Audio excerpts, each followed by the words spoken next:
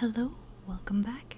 I'm Phoebe, and today I tried to do a pink theme. I hope I got it pretty much okay with my hoodie, my water bottle, and I have this cute little strawberry drink. So, this is very good.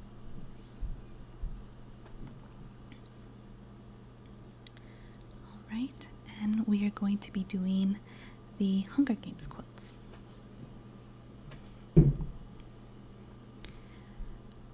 I'm so sorry, throughout the whole video you are going to be hearing my upstairs neighbors.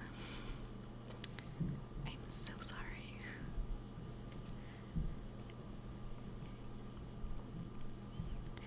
You don't forget the face of the person who was your last hope.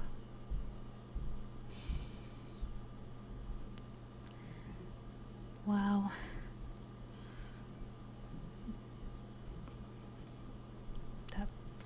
That was good. In the last video, it was How I Met Your Mother quote, so it was there was a lot of comedic relief. This one's not comical at all. Remember, we're madly in love, so it's alright to kiss me anytime you feel like it. Mood. I wish. I am not pretty, I am not beautiful, I am as radiant as the sun.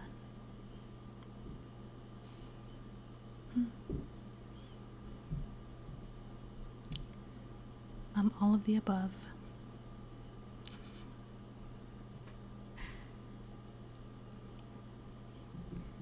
Happy Hunger Games, and may the odds be ever in your favor.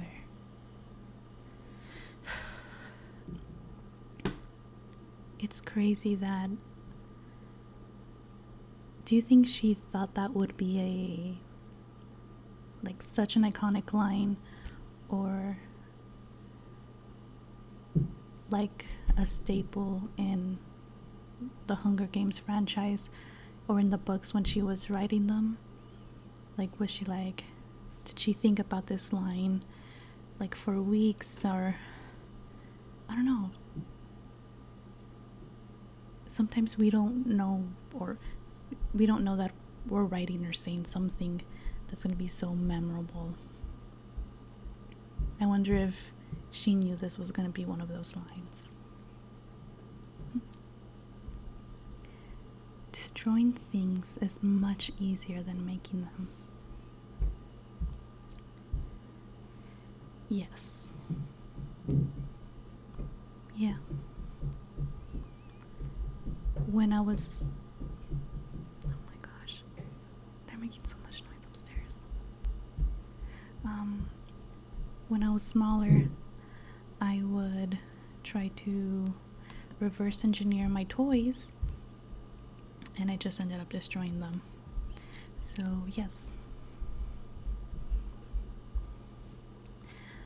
I'm coming back to focus when Caesar asks him if he has a girlfriend back home. Peter hesitates, then gives an unconventional shake of his head. Handsome lad like you?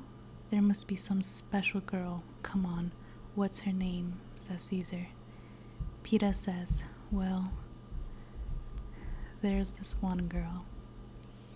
I've had a crush on her ever since I can remember, but I'm pretty sure she doesn't know I was alive until the reaping. Sounds of sympathy from the crowds. Aww.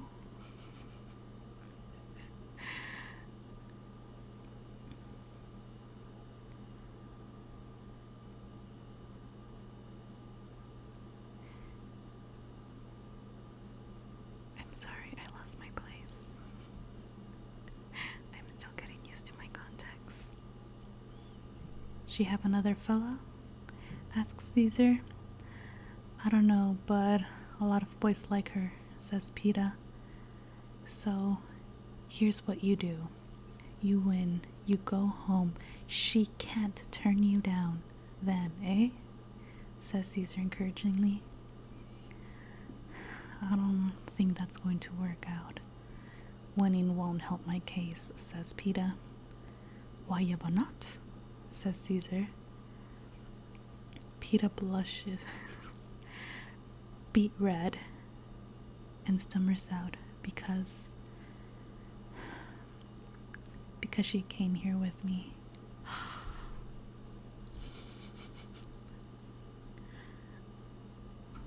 Man.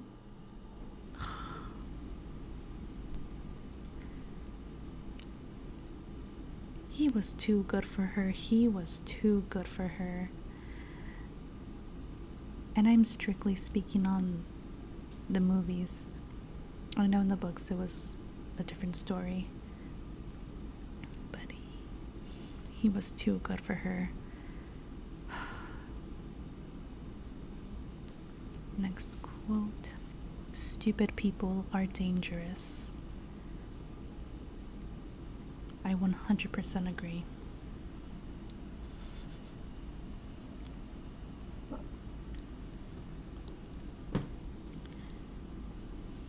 I don't want to lose the boy with the bread.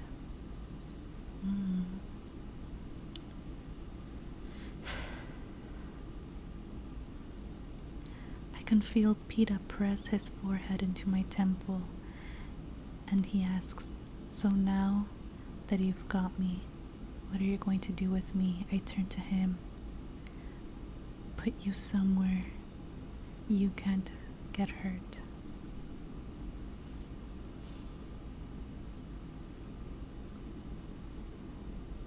Again, strictly speaking on the movies, I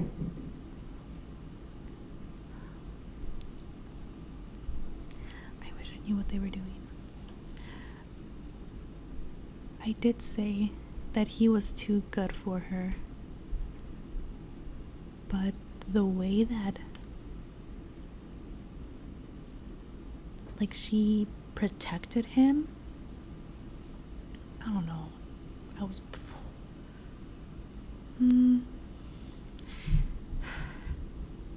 he was too good for her, but I liked how that was her love language. Sorry.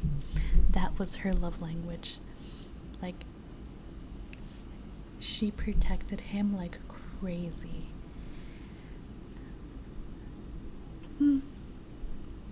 Okay. I've got about as much charm as a dead slug. Only on my off days.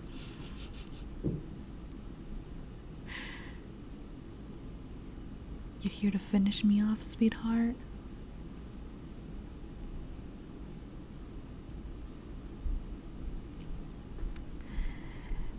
And then he gives me a smile, and that just seems so genuinely sweet, with just the right touch of shyness and unexpected warmth rushes through me.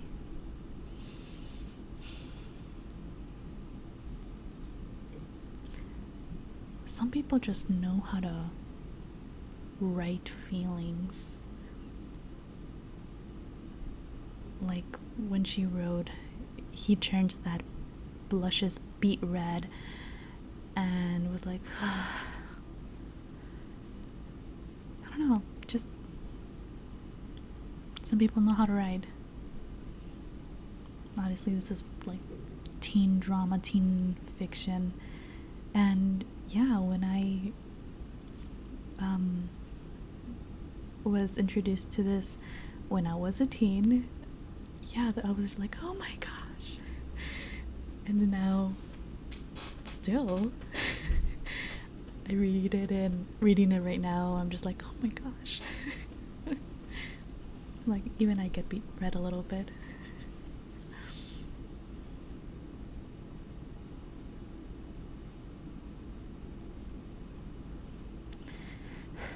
Okay, here's another long one. Peeta, you said at the interview you had a crush on me forever? When did forever start? Oh, let's see. I guess the first day of school. We were 5.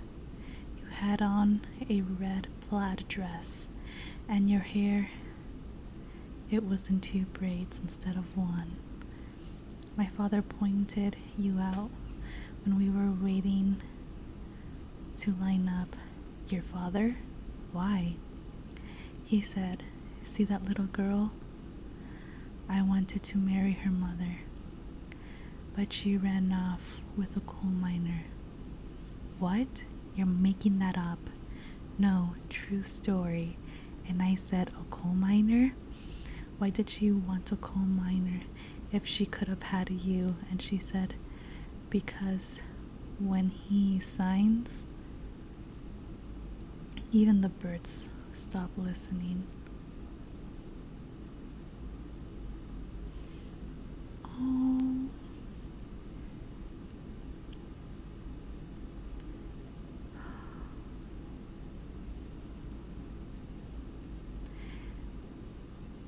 Maybe it's the way that I'm reading it, but it sounds a whole lot less aggressive than in the movie.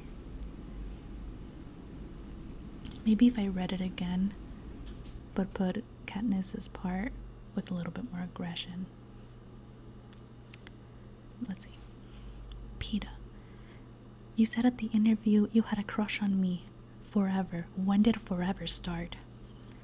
Oh, let's see. I guess the first day of school. We were 5. You had on a red plaid dress, and your hair, it was in 2 braids instead of 1. My father pointed you out when we were waiting to line up. Your father? Why?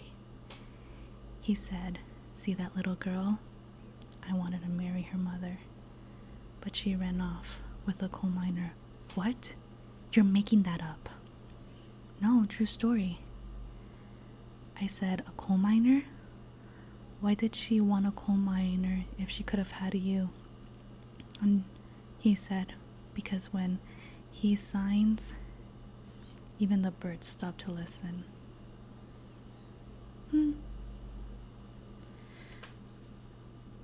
It just seemed a little bit more aggressive in the movie than this. And I think I watched the movie a few weeks ago, like maybe a month ago.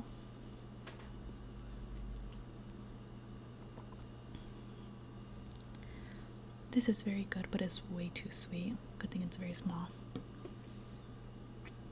Okay. May the odds be ever in your favor. Man. Recently, I think this is the quote of many of my decisions. Just so many of my daily decisions. I just feel, may the odds be ever in my favor, and then I go ahead and do something.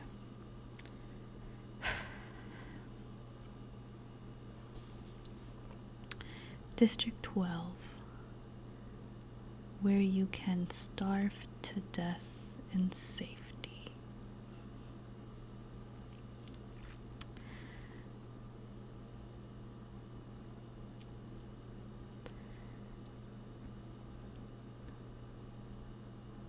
I have so many thoughts in my head. I don't even know which one to say first.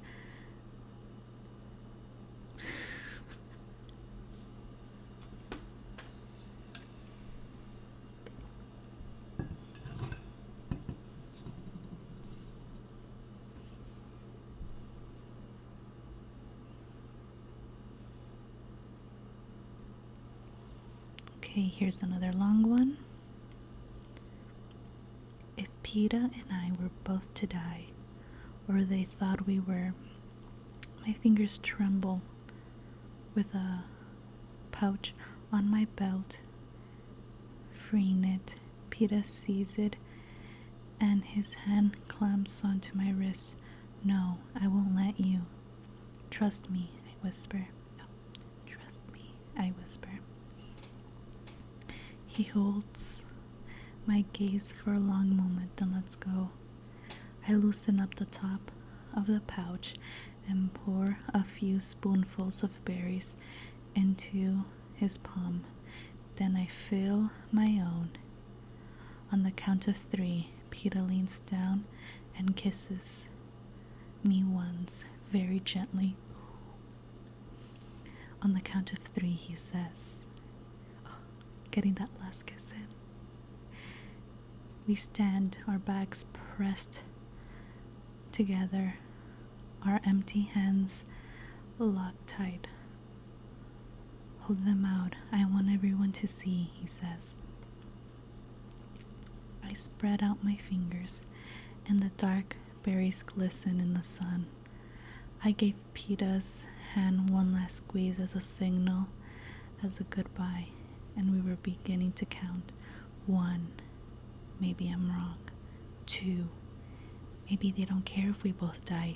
3, it's too late to change my mind. I lift my hand to my mouth, taking one last look at the world. The berries have just passed my lips when the trumpets begin to blare. A frantic voice shouts above, "Stop, stop!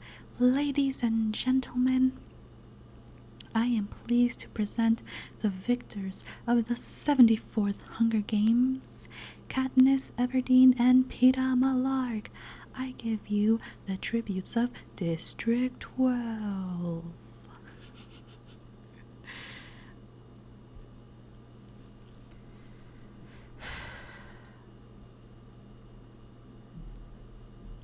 Man, that was... I wonder what was going through her mind while writing this. Like, did she know that Katniss and Peeta were endgame? Or was it just, let's put them together to survive? Peeta is obviously in love with her. She doesn't care much for him. She's just gonna pretend and protect him. And then along the way, they became endgame.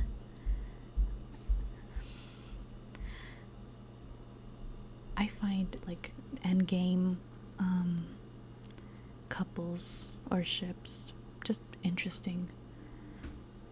Like, what the writers were going through, and especially this one was a book. We were talking about How I Met Your Mother, so there was multiple writers in that. Okay, let me see the next one. One more time for the audience, he says. His voice isn't angry. It's hollow, which is worse. Already the boy with the bread is slipped away from me. I take his hand, holding it tight, preparing for the cameras, and dreading the moment when I will finally have to go. Katniss, the girl who was on fire.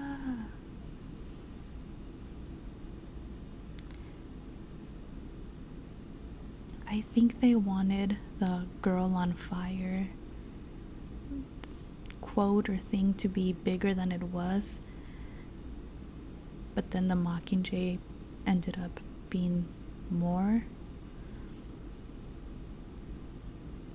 I don't know, I think they tried to push the girl on fire too much, and personally I didn't care much for it. Yeah, like, that was cool, and watching it back, it was kind of like, it's okay, but I liked more the Mockingjay dress. I don't know. Kind people have a way of working in their way inside me and rooting there. Okay, I thought I had read this one, but no. We're good. Oh, okay. Yes, and I'm sure the arena will be full of bags of flour for me to chunk at people. Oh. if you guys saw the movie, I saw that scene and I was like, okay, that was just a very like dude move, very macho guy move that Katniss encouraged, like throwing the flower or throwing the weight over his head, and she was like, Peter, you see that weight? Like, throw it across the room and show them you're not weak. I don't know.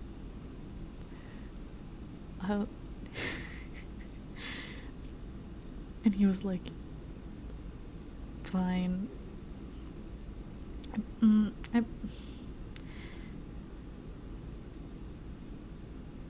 he wouldn't have done anything, literally anything for her, but most, or what he could, because he loved her. I think Peeta had a healthy love for her, and that's what I like. I think Peeta, me, Phoebe, I think Peeta had a healthy love for Katniss.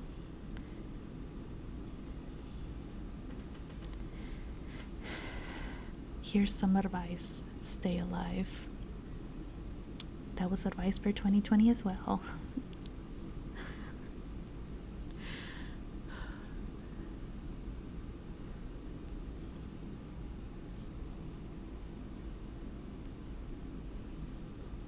Rue, who, when you ask her what she loves most in the world, replies, all things music. I was gonna say same, but pretty much the same. I love music, so right there with you.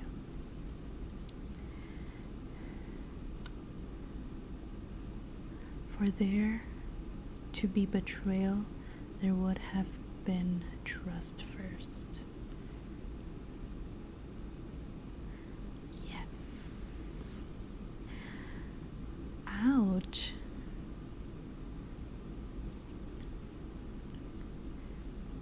I just thought, for all of those movies of like, you betrayed me, man, there must have been like a big level of trust first, or some level of trust first, to call someone out on betraying you. I don't know, that just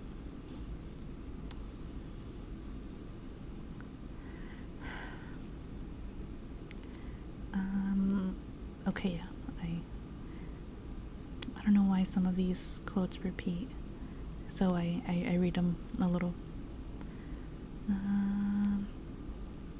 And while I was talking, the idea of actually losing Peeta hit me again, and I realized how much I don't want him to die.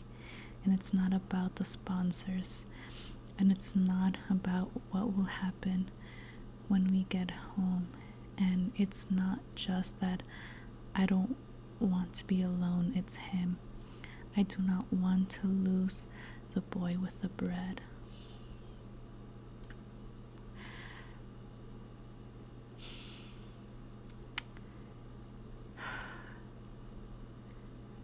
This is what I mean about, like, protecting him. Maybe it's just a different kind of love language that I'm barely seeing with some of these quotes, because Peeta was very much, I like you, I have a crush on you, I'm in love with you. And Katniss was more, do not touch me, but I will protect you because I don't want you to die. I don't want you to die ever. I will do everything I can to protect you.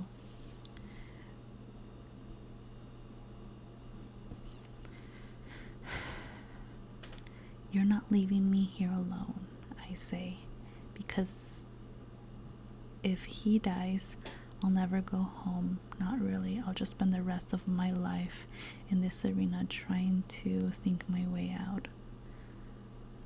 You see, that's meh.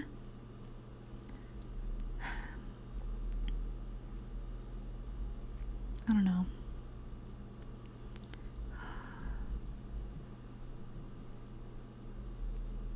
some what are her intentions? What are your intentions, Katniss, with Peeta?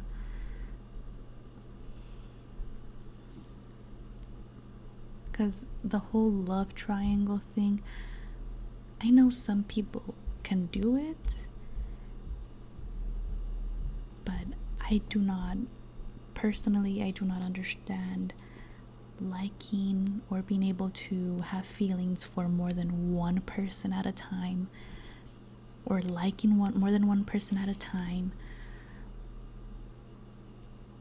I don't know, maybe that's where I'm kind of losing it. Yeah, I don't know.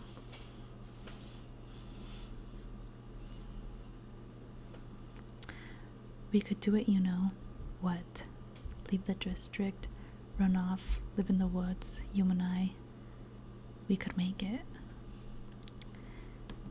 But then the story would have been much, much shorter.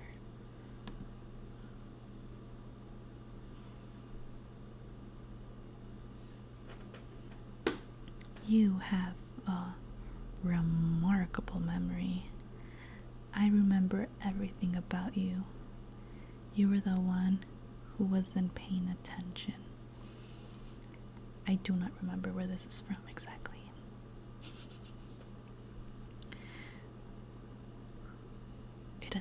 This one doesn't even say who said what. Ow.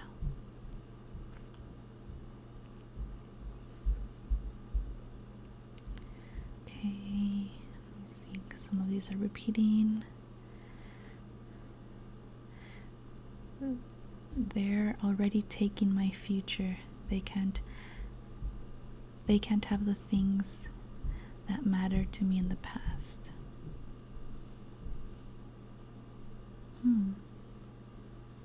Oh.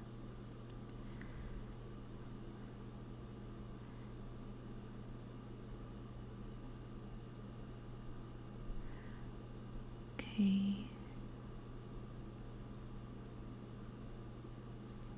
Well, I don't have much competition here. You don't have much competition anywhere.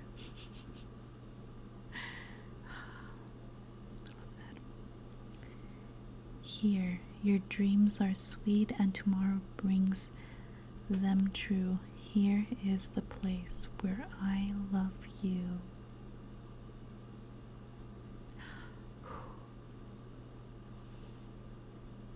So cute.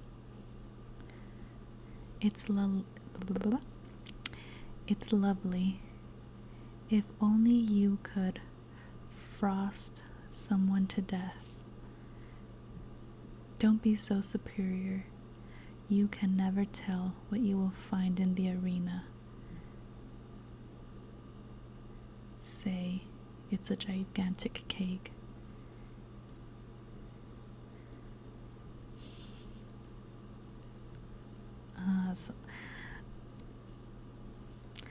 I feel like some of these quotes are like when I'm speaking, I'll either start in the middle of a sentence or just finish the sentence in the middle, because I explained it in the last episode as well, or in the last video of doing ASMR quotes and commentary, because I feel I've said everything I wanted to say, or I'm just done speaking, but that ends up me just finishing sentences in the middle, and my friends will be like, oh, that was it, you stopped, that was the end of your sentence. And I'm like, I know it sounded like I was gonna say more, and I was, but I felt like I finished talking.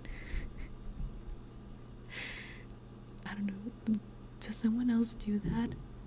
Just in the middle of the sentence, like, that was enough, and just stop.